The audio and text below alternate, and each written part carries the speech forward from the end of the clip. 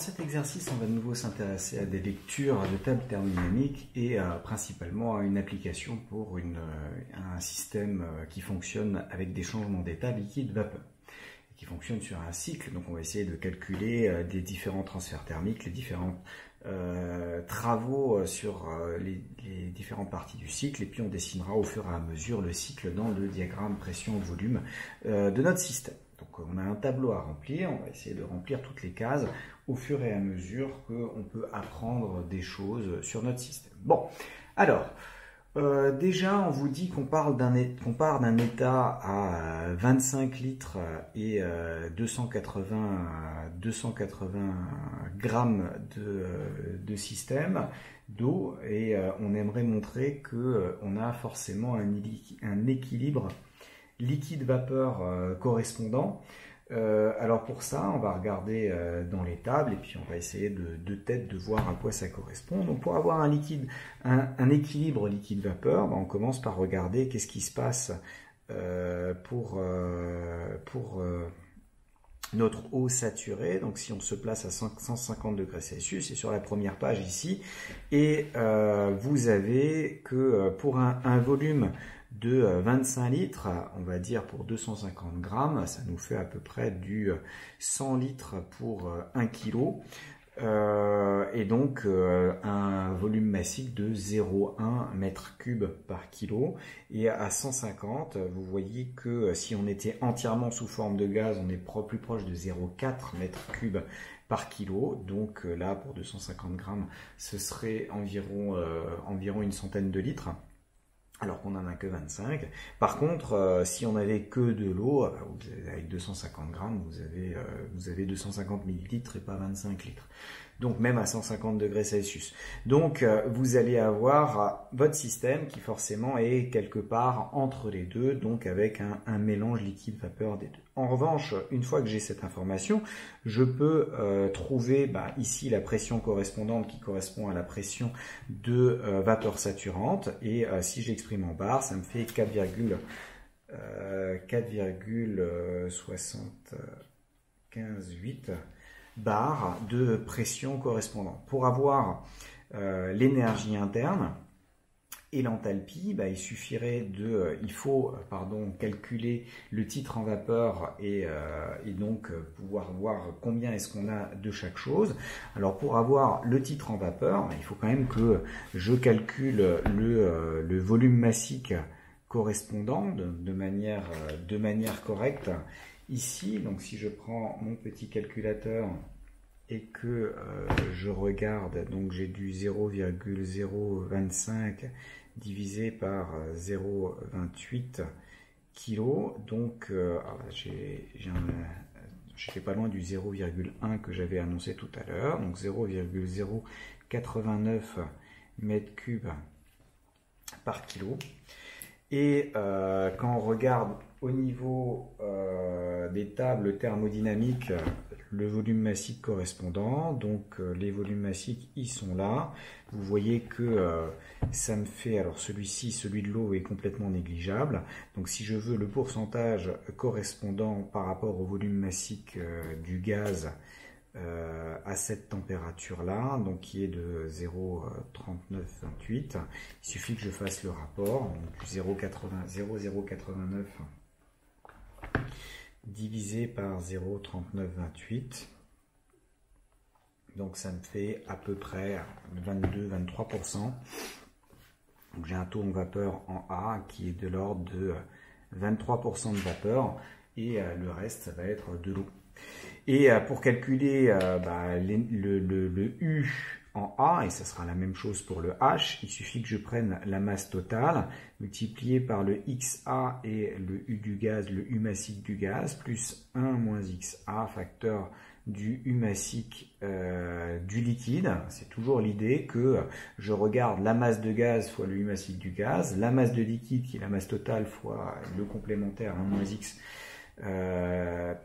et multiplié par la masse, l'énergie interne massique pour notre liquide. Donc ici les U c'est les deuxièmes, donc là j'ai du 632 et là j'ai du 2560.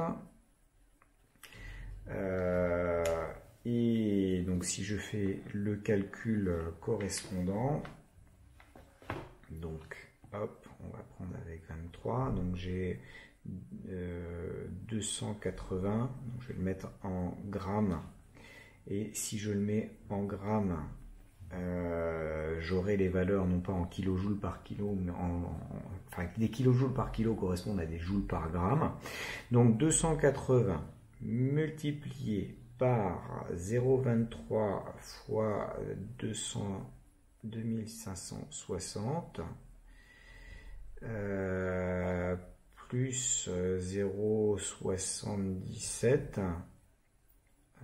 fois 632. Hop.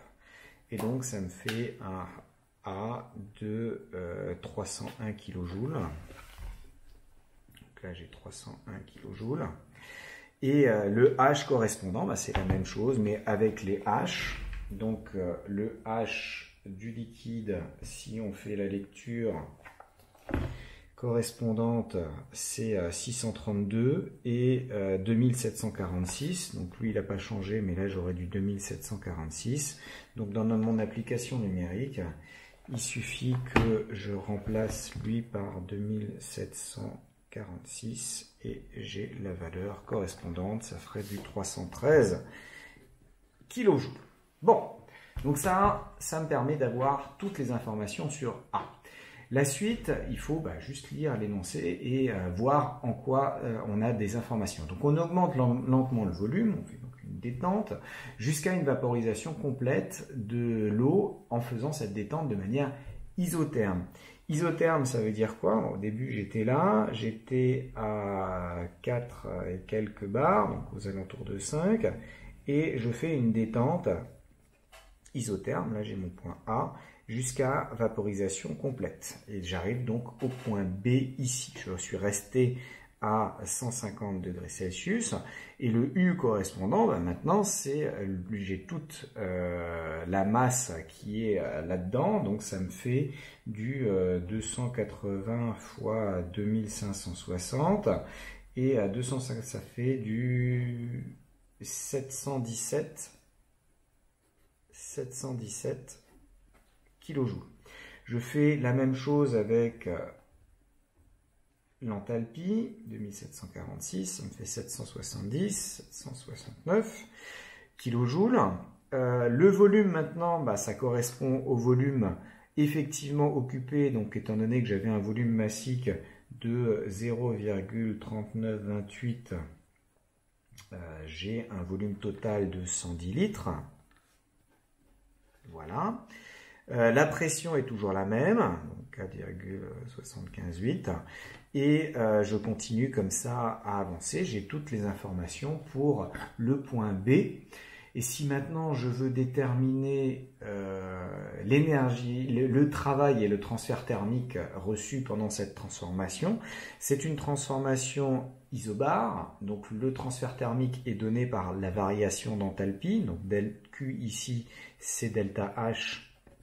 Et donc c'est 769 moins 313. Et ça me donne 456 kJ. Alors, je vais tout mettre en kilojoules, je n'ai pas besoin de mettre des unités. Et le travail, cette fois-ci, le travail, c'est la variation d'énergie interne moins le transfert thermique que je viens de calculer. La variation d'énergie interne, c'est 717 moins 301, c'est-à-dire 416. Je lui soustrais le 456 et ça me donne du moins 40. Donc moins 40 kJ. C'est assez normal, vous avez votre gaz qui se détend, il pousse donc vers l'extérieur et donc donne du travail à l'extérieur et reçoit donc un travail négatif. Par contre, vous lui avez donné un transfert thermique, vous voyez que le transfert thermique reçu par le système est relativement important, à peu près 10 fois plus grand que le travail qu'on peut récupérer lors de l'évolution. Après, on comprime rapidement la vapeur jusqu'à une pression de 12 bars et une température de 250 degrés Celsius. Montrer qu'on a affaire à une vapeur surchauffée. Donc pour ça, on regarde de nouveau les tables. On se place dans le cas, regardons, je ne sais pas si on a le 12 bar, on a le 250 degrés Celsius. À 250 degrés Celsius, on devrait avoir du 39,7, on va dire du 40 bar, pour être à la pression de vapeur saturante. Or, on est à une pression seulement de 12 bars, ça veut dire qu'on va avoir une évolution avec la pression inférieure à la pression de vapeur saturante à cette température. Et donc, on va avoir une pression, donc si on arrive jusqu'à 12 bars, on va faire un truc comme ça, avec une petite évolution. Donc là, on a le point C qui est au niveau de 12 bars, et on est bien dans la zone de vapeur surchauffée. Pour déterminer le volume, il suffit de regarder cette fois-ci dans la zone vapeur surchauffée, donc il ne faut pas avancer un petit peu, superheated water vapor. On se place à 12 bars, donc 1,2 mégapascal. Alors là, ils sont pas sympas parce qu'on les a pas exactement. Ce 1,2, mais enfin ça va être les 2/5 de là. Et puis on vous dit 250 degrés Celsius, c'est celle-là. On a uniquement, donc on a un volume molaire, un volume massique qui est entre 0,23 et 0,15, plus proche de 0,23 que de 0,15, donc on va dire que ça va être 0,2. 0,2 mètres cubes par kilo. Donc on a un volume molaire à cet endroit-là en C de 0,2 mètres cubes par kilo. On a un U en C massique qui va être 2700, 2709, 2695, donc ça va être 2705. Un H au point C, donc 2942, 2923, donc on est à 2935, quelque chose comme ça, à la louche. Comme on a dit, c'est pas la peine de s'embêter à faire des interpolations. De quoi on a encore besoin, ça devrait suffire. Donc maintenant il ne reste plus qu'à multiplier par 0,28 qui est la masse de notre système. Donc on a 0,28 fois 0,2, ça nous donne un volume de 56 litres. Donc on a bien une compression. Alors visiblement ça va être plutôt par là. J'aurais dû d'abord faire mon calcul. Donc on va être à peu près ici. On a une énergie interne donc de 0,28 fois 2705. Ça fait 757. 757 et une enthalpie, donc c'est du 2935, ça fait du 822. Donc on a du 822 kJ par kilo pour trouver cette enthalpie.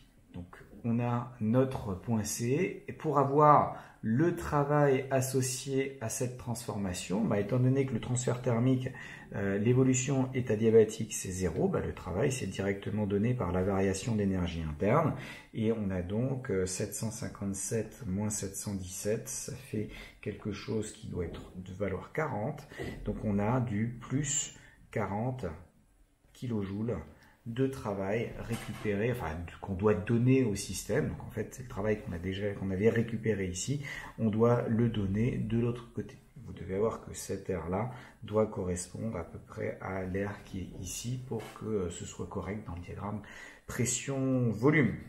Pas bien de ne pas mettre ce qui est à cet endroit là. Ok, donc on a le travail, on a le transfert thermique. On refroidit ensuite ce cylindre à pression constante jusqu'à apparition de la première goutte de liquide. C'est-à-dire qu'on arrive comme ça. On a ici de la vapeur saturante. On veut la température correspondante. Donc ça c'est à nouveau relativement facile puisque vous avez donc 12 bars, on est de nouveau saturé. Et alors 12 bars c'est 1,2, ça nous fait une température de 188 degrés Celsius. 188 degrés Celsius, là on est toujours à 12 bars. Le volume, normalement le volume va être plus faible, il suffit de regarder le volume massique correspondant ici, c'est 0,1633. Donc si je multiplie ça par 0,1633, Donc 0,1633 multiplié par 0,28.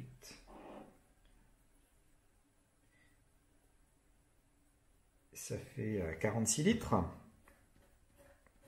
Donc, effectivement, légèrement en dessous de 50, normalement, si j'ai bien fait mon graphique. Et puis, je lis de nouveau les valeurs du U au point D qui sont ici. Donc, j'ai 2590. Donc, 2590, et pour le H, 1,2, j'ai du 2785.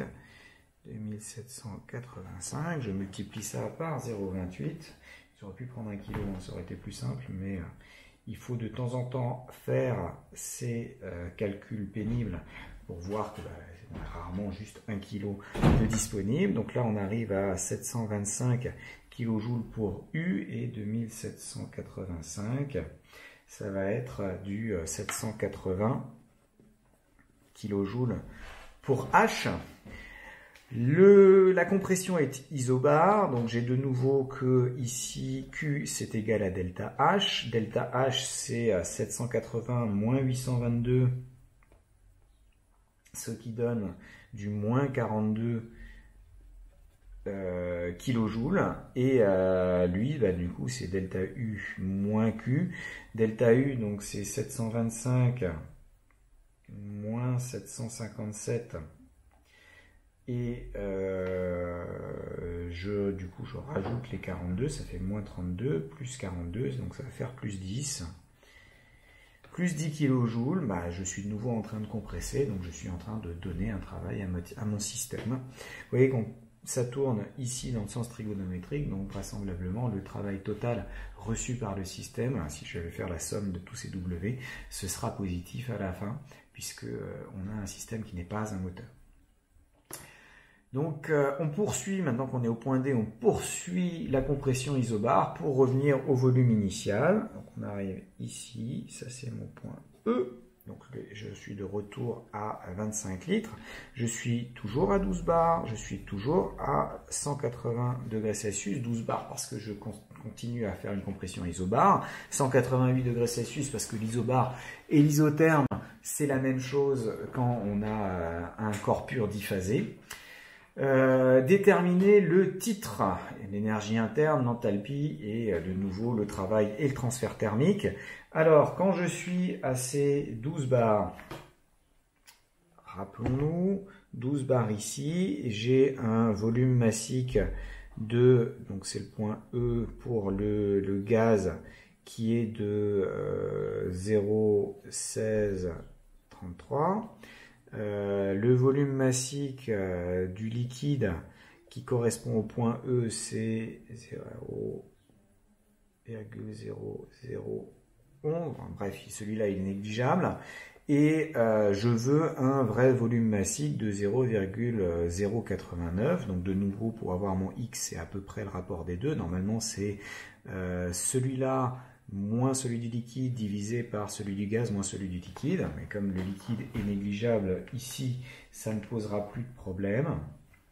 Donc je me retrouve avec à peu près du 0,1633 divisé par 0,089. Donc j'ai un... non, c'est l'inverse. Donc j'ai... On refait 0,089 divisé par 0,1633 et ça fait 54%. Donc XE c'est 54,5%. Avant, on avait trouvé un X de 23%. Vous voyez qu'on était plus proche de là parce que ça partait à ce niveau-là. Là, on doit être à peu près à mi-chemin entre les deux. Donc, si on avait un graphique qui était à peu près correct à ce niveau-là. Et donc, qu'est-ce qu'il me reste encore à calculer? J'ai les valeurs des énergies internes à chaque fois, et donc j'utilise de nouveau ce truc-là, sauf que les énergies internes et les enthalpies, cette fois-ci, ont des valeurs légèrement différentes. Donc de nouveau, je vais les noter juste là pour les avoir sous le coude. Donc là, en fait, j'ai du 797 et du 2589, 2590, on va arrondir. Là, 798, ça changera quasiment pas. Et 2785, 2785, ça c'est pour H. Donc de nouveau, je multiplie mon 0,28 par XA, donc XA on a dit que c'est 0,545 multiplié par 2590, donc 0,545 multiplié par 2590, plus du coup ça me fait du 0,445, 45,5, soyons précis. Ouais, 0,455 multiplié par 798. Non, 797 pour le premier. Voilà, ça me fait du 496 à 497. Là, 497. Et ce qui change ici, c'est juste le 2785. L'autre, on ne va pas chipoter. Revenons en arrière. 2785. Yes.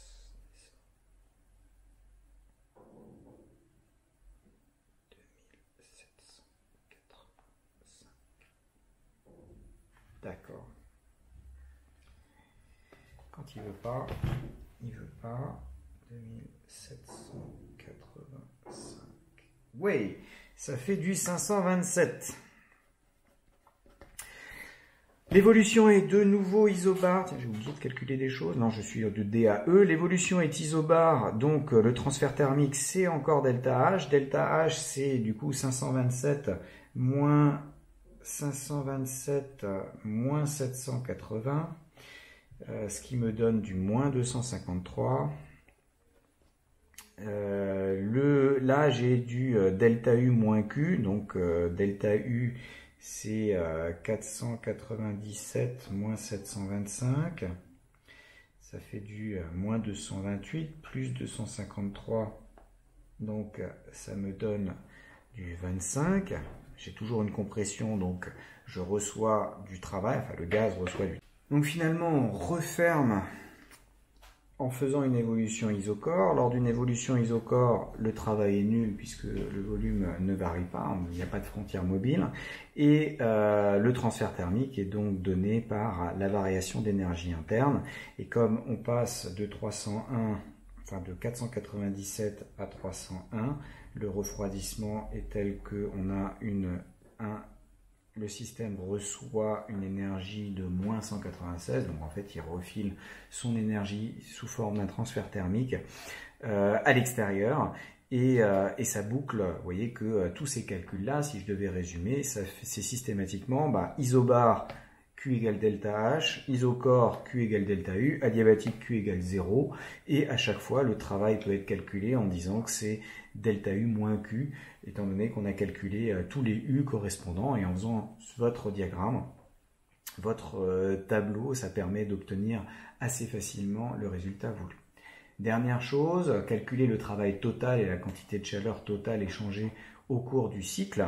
Il suffit de faire la somme, donc moins 40 plus 40 ça fait 0, 10, 25, donc finalement je me retrouve avec un travail total de 35 kJ.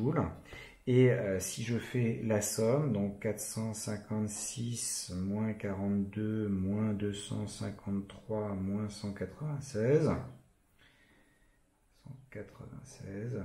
ça me donne, ah tiens, c'est bizarre, ça fait moins 35 kJ. En fait, c'est pas bizarre du tout, puisque vous avez toujours sur le cycle total que delta U, c'est W plus Q. Sauf que comme on revient au même point, il n'y a pas de variation d'énergie interne. L'énergie interne ne dépend que de l'état de votre système. Et votre système, il est dans le même état, il a la même pression, la même température, le même volume. Bref, il est entièrement la même chose qu'un cycle plus tôt. Et donc, son énergie interne est la même. Donc, Q plus W sur un cycle thermodynamique doit toujours faire 0. Et pour terminer, il reçoit de l'énergie. C'est donc un cycle récepteur. Et c'est effectivement le cas parce qu'il tourne dans le sens trigonométrique.